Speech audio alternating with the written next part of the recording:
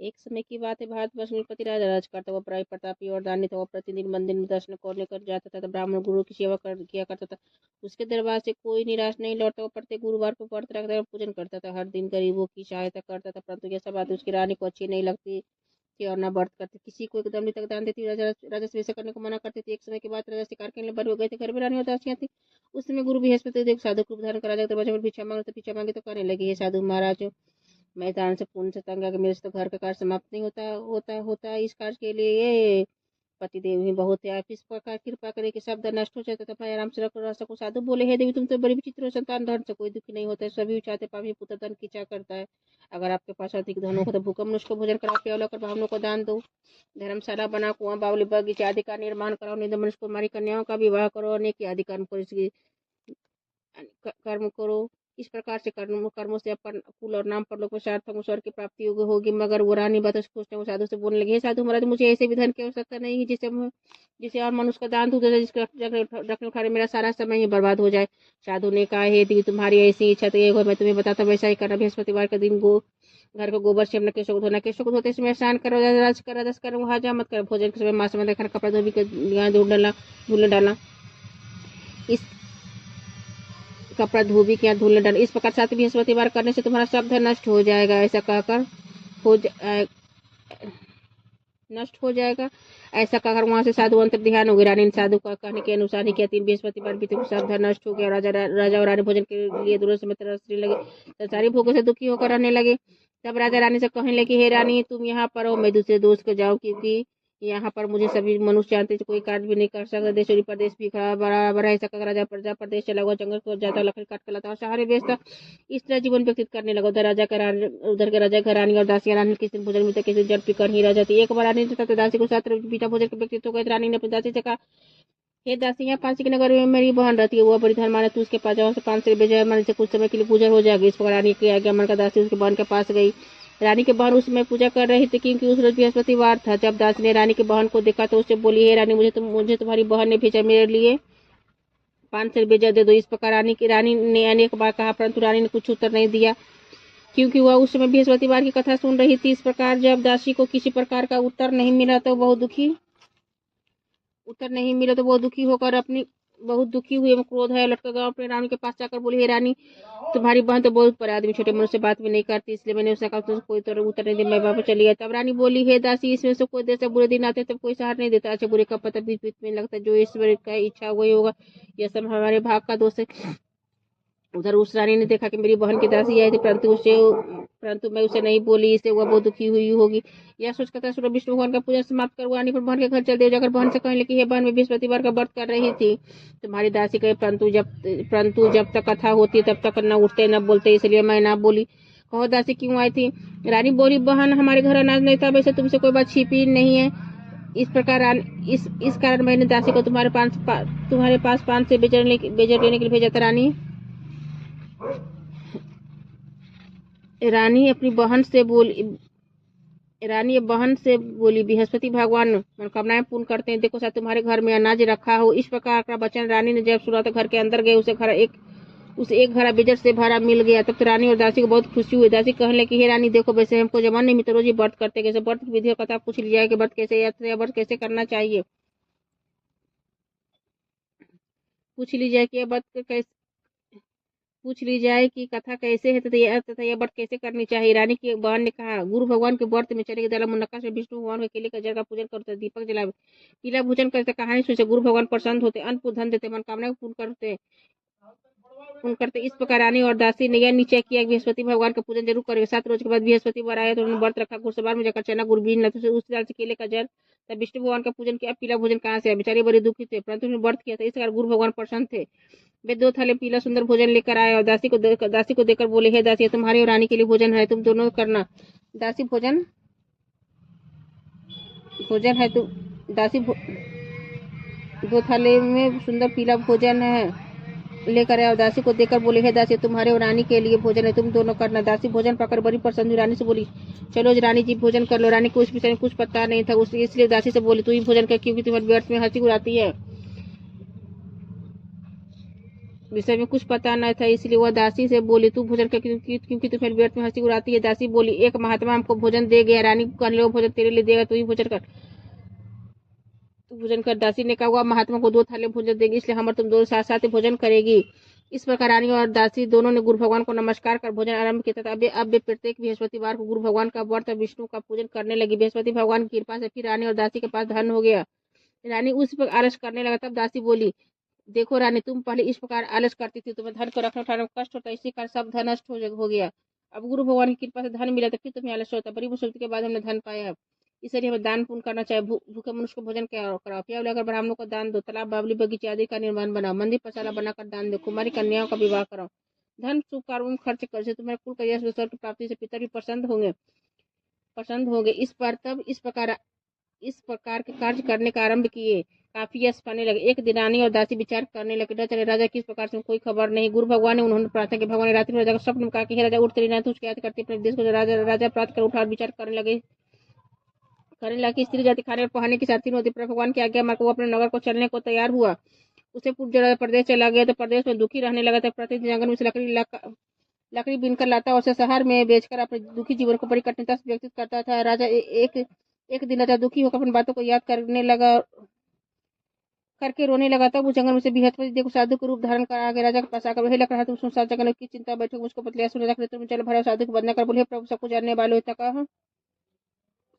जानने वाले हो, इतना का साधु को अपनी संपूर्ण कहानी बतला दी। महात्मा दयालु होते बेस्ट बोले, हे राजा, तुम्हारी स्त्री ने बृहस्पति देवता का अपराध किया था, जिस कारण तुम्हारी दशा हुई। अब तुम किसी प्रकार चिंता मत करो, भगवान तुम्हें पहले से अधिक धर्मान कर। देखो, तुम्हारी स्त्री ने गुरुवार का व्रत आरंभ कर दिया है। तुम मेरा कहा मानकर बृहस्पति देव का व्रत करके चंद्रदार को जल लोटे में डालकर केले का पूजन करो, फिर कथा को और भगवान तेरी सब मनोकामना का पूर्ण करेंगे। साधु को प्रसन्न देखकर राजा बोला, हे प्रभु, मुझे लकड़ी बेचकर इतना पैसा नहीं मिलता जिससे भोजन करो, अपराध को बचा सको।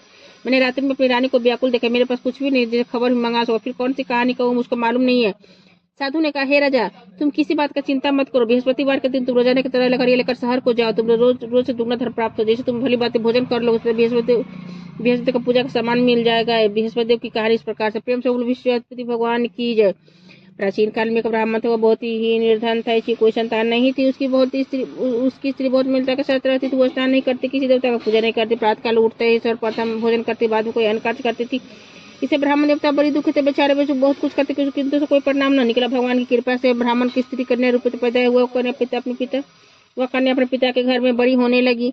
वह बालिका प्रातः स्नान करके विष्णु भगवान का जाप करने लगी। वह बृहस्पतिवार का व्रत करने लगी। अपने पूजन पाठ को समाप्त करके सूर्य जाते मुट्ठी में जौ भर के लिए जाते पाठशाला के मार्ग में डालते जाते, तभी जौ सोने को हो जाते, लौटते से मिलकर घर ले आती।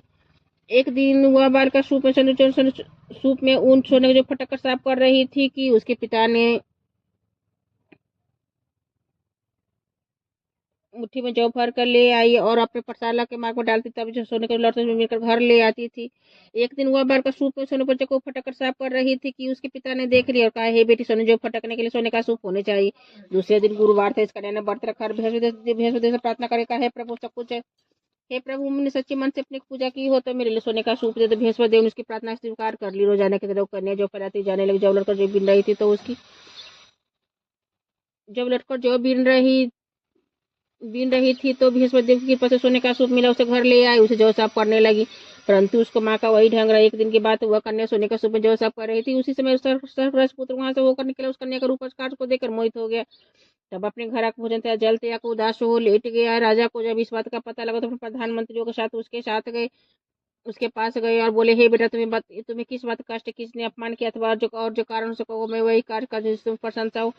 अपने पिता की राजकुमार ने बात सुनी और बोला, मुझे आपकी कृपा से किसी बात का दुख नहीं, किसी मेरे अपमान नहीं किया, परंतु मैं उस लड़की के साथ विवाह करना चाहता हूँ जो सोने का सूप में जौ साफ कर रही थी। यह सुना राजा आश्चर्य में पड़ गया और बोला, हे बेटा, इस तरह की कन्या का पता तुम ही लगाओ, मैं इसके साथ विवाह अवश्य कर दूंगा।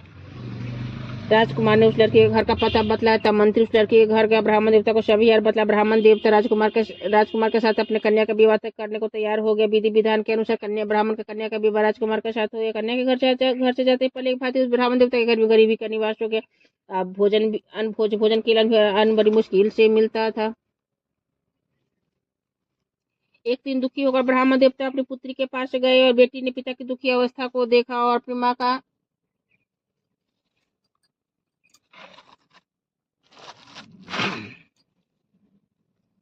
राजकुमार के साथ कन्या के घर से जाते पहले की भांति उस ब्राह्मण देवता गरीबी का निवास हो गया। अब भोजन के लिए अन्न बड़ी मुश्किल से मिलता। एक दिन दुखी होकर ब्राह्मण देवता अपनी पुत्री के पास गए। बेटी ने पिता की दुखी अवस्था को देखा और अपनी माँ का हाल पूछा। ब्राह्मण ने सभी हाल कहा। कन्या ने बहुत सा धन देकर अपने पिता को विदा कर दिया। इस तरह ब्राह्मण का कुछ सुखपूर्वक व्यक्तित्व हुआ। कुछ समय बाद फिर वही हाल हो गया। ब्राह्मण फिर अपनी कन्या के यहाँ गया तो गलत हुआ। कहा कन्या के यहाँ गया और कहा तो लड़की बोली, हे पिताजी, आप माता जी का यहाँ ले वालों, मैं उन्हें विधि बता दूं, उनसे गरीबी दूर हो जाए। वह ब्राह्मण देवता स्त्री को साथ लेकर पहुंचे। वो अपनी माँ को समझाने लगी, हे माँ, तुम प्रातःकाल उठकर सर्वप्रथम स्नान करके विष्णु भगवान का पूजन करो तो सभी दरिद्रताएं दूर होगी। परंतु उसकी माँ ने एक भी बात नहीं मानी।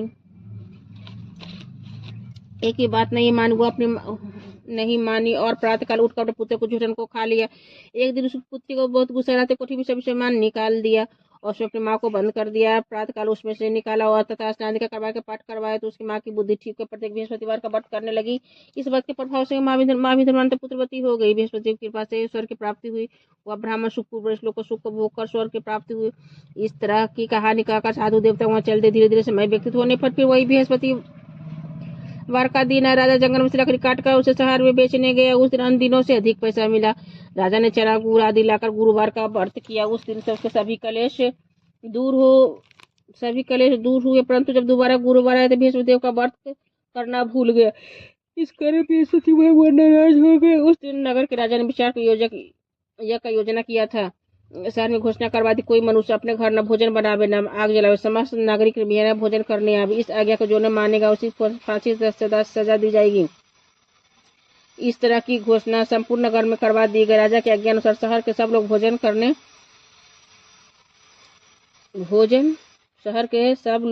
करने गए, लेकिन लकड़हारे कुछ देर से पहुंचा, इसलिए राजा उनको साथ लिवा ले गया और ले जाकर भोजन करवा रहे। रानी की दृष्टि खुटी जिस पर हाथ अटका हुआ वह दिखाई नहीं दिया।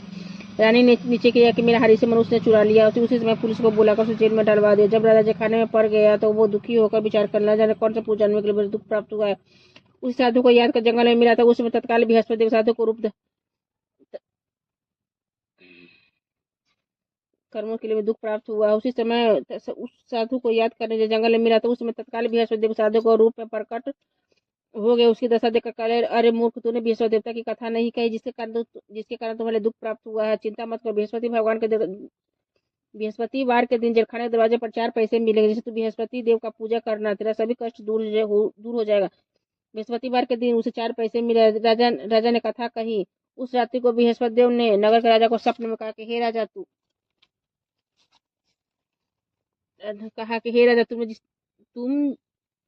तुमने जिस आदमी को जेलखाने बंद कर दिया वो निर्दोष है, वो राजा है, उसे छोड़ देना।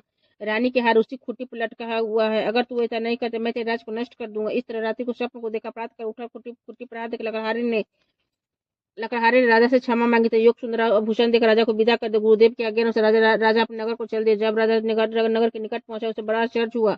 नगर में पहले से अधिक बाग तालाब हुए थे, बहुत से धर्मशाला मंदिर आदि बन गए थे। राजा ने पूछा, किसकी धर्मशाला? तब नगर के सब लोग कहने लगे कि यह रानी और बांदी का है। राजा को आश्चर्य हुआ और गुस्सा भी आया। तब गुस्सा भी आ गया। जब रानी ने खबर सुनी कि राजा आ रहे हैं तो अपनी दासी से कहा कि हे दासी, देख राजा हमको कितनी बुरी हालत में छोड़ गए थे, वो हमारी ऐसी हालत देखकर लौट न जाए, इसलिए तू दरवाजे पर खड़ी हो जा। रानी की आज्ञा अनुसार दासी ने दरवाजे पर खड़ी हो गई। जब राजा आए तो उन्हें साथ लिवा लाई। तब राजा ने तलवार निकाली और पूछने लगे, यह बतलाइए धन तुम्हें कैसे प्राप्त हुआ है। तब रानी ने कहा, हमें यह सब धन बृहस्पति देव के प्रभाव से प्राप्त हुआ। तो राजा ने निश्चय किया कि 7 रोज के बाद तो सभी बृहस्पति देव का पूजा करता, परंतु मैं रोजाना दिन में 3 बार कहानी कहा करूंगा तथा हर व्रत किया। अब हर समय राजा दुपट्टे में चने की दाल बंधी रहता, दिन में 3 बार कहानी कहता।